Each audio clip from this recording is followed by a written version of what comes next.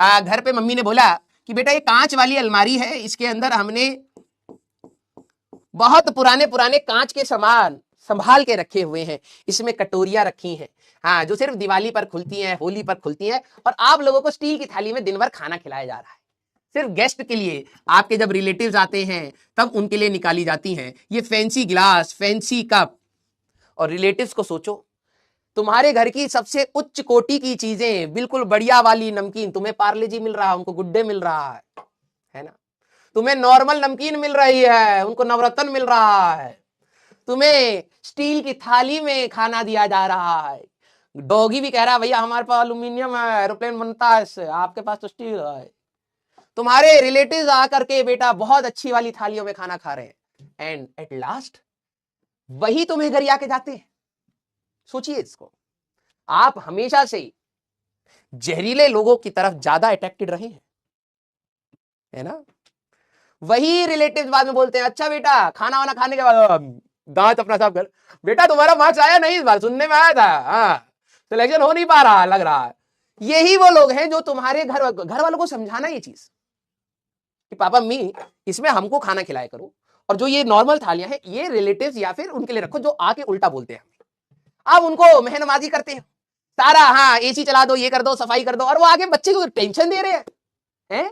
हाँ तो अब क्या होता है, इसमें मम्मी ने संभाल संभाल के रखा हुआ है कि कोई रिलेटिव आएगा उसको अच्छा खाना खिलाएंगे, और वो हमारे बच्चे को डिप्रेशन और एंजाइटी में डाल के जाएगा, उसको नीचा फील कराएगा।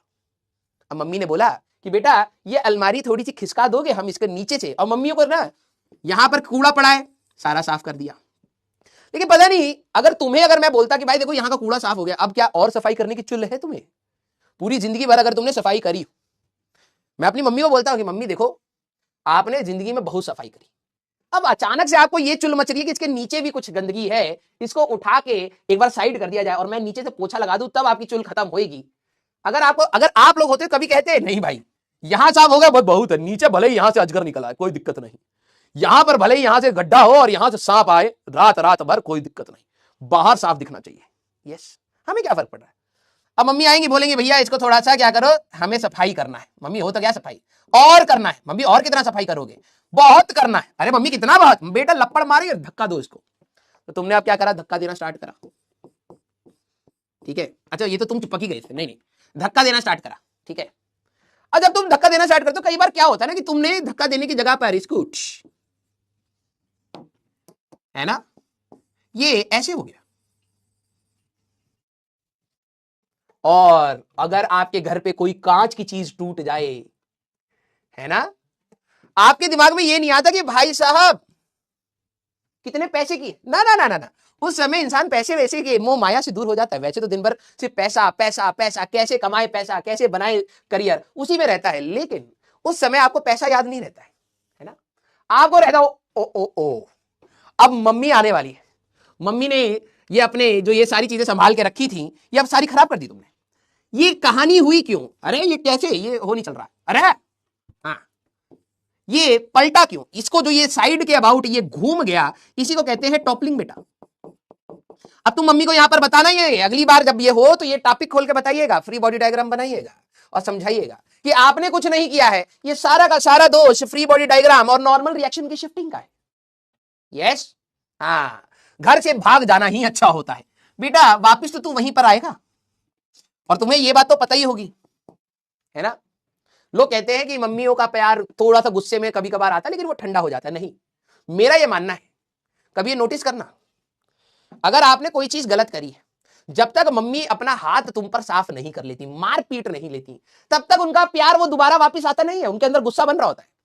कभी आपने ये नोटिस किया हो, दिल बनाइएगा कि आपकी मम्मी आपको मारने के लिए आई और आपके रिफ्लेक्स एक्शन इतने अच्छे थे, आप वहां से बच गए, है ना।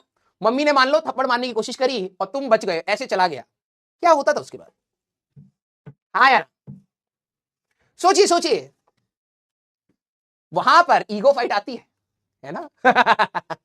मुझे पता है, यस, पहली बारी में ही मम्मी से पिटाई खा लो तो ज्यादा बेटर है। अगर तुम मम्मी से तुम बच गए एक बार, ठीक है, कहां ममता कहां प्यार, कोई कुछ नहीं भैया, पहले अब तुम बचे कैसे, ठीक है।